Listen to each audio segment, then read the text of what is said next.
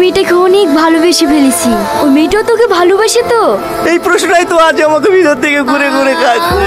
চল ওঠ। কোথায়? তোর ওই ভালোবাসার মানুষটার কাছে। সে তো অনেক দূর, প্রায় 2 ঘন্টা রাস্তা। আর তাছাড়া সে আমাকে ভালোবাসে কিনা সেটাও তো আমি জানি না। শোন, যদি কষ্ট তোর কাছে অচেনা হয়ে থেকে যায় জীবনের শেষ নিঃশ্বাস পর্যন্ত, এই কষ্টটা তোকে বুকে বয়ে নিয়ে বেড়াতে হবে। তাই না জেনে কষ্ট পাওয়ার থেকে জেনে কষ্ট পাওয়া অনেক ভালো। আরে শ্যামলি, দাঁড়া দাঁড়া, রাস্তা ছাড়েন, আমার তাড়া আছে। এত তারা কিসের শোনা? কদিন ধরে তো দেখাই পাচ্ছিনি। তুই তো দেখছি ডুমুরে ফুল হয়ে গেছি রে। আমাকে একটু সময় দে।